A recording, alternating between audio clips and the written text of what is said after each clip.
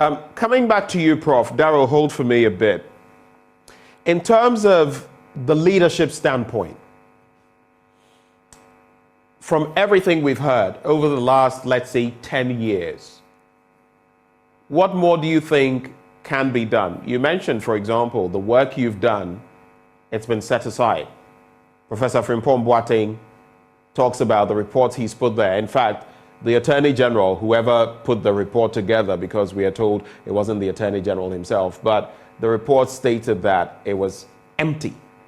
The report on his report stated it was empty. If we have all of this happening, then you ask yourself, from the leadership perspective, do we need a new thinking leadership, or must we do things in a different way to compel leadership to act? Because in the end, leadership may get what they want from governance, but how about the ordinary people? Like Darrell mentioned, we all eat the tilapia and the rest. What is happening to us? The consequences will be borne by us, by our children, by generations to come. So where do you see us going on that front? Thank you again for this particular question. Where do we go from here? What should the leadership do? Mining, as we know, started centuries ago. We never had issues serious with our environment until recently.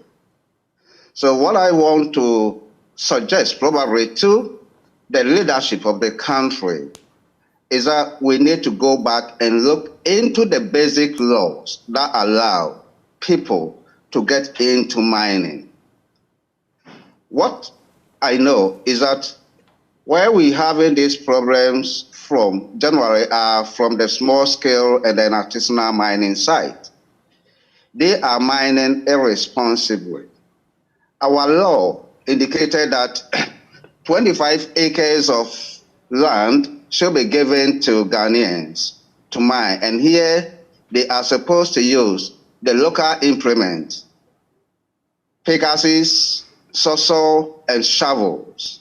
And this 25-acre plot of land must be mined for about 5 years, depending on the capacity. The law did not indicate that people should use heavy moving equipment.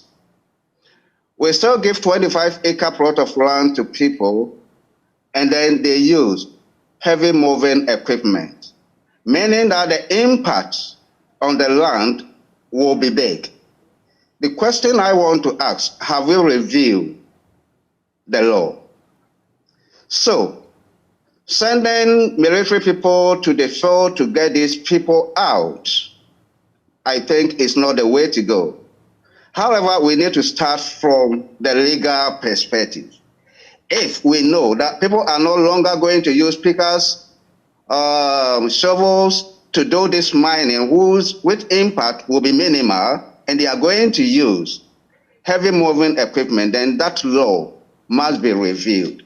And if heavy moving equipment are to be used, then we need to be very stringent on the environmental impact assessment that they do.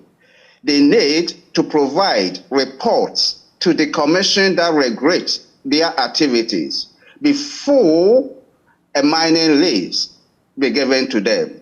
And they need to bring out environmental impact statement from the work that they are going to do, that if we mine, these are the things that we foresee will be the impact, and these are the things that we are going to do. Because if these people don't outline what they will do after mining, then we will continue to be in this particular state. So to answer this particular question, before I get to the technical aspect of it, the legal regime needs to be looked at, because that is what you will probe the people with. Now there is no baseline. You've given them 25 acres. You expect them to be there for 5 years maximum. Your team will be monitoring their activities within these 5 years. Unfortunately, now they are using heavy moving equipment. So the 5 years can be 2 weeks. By the time you get there, they are already gone. So how is your monitoring going to be effective?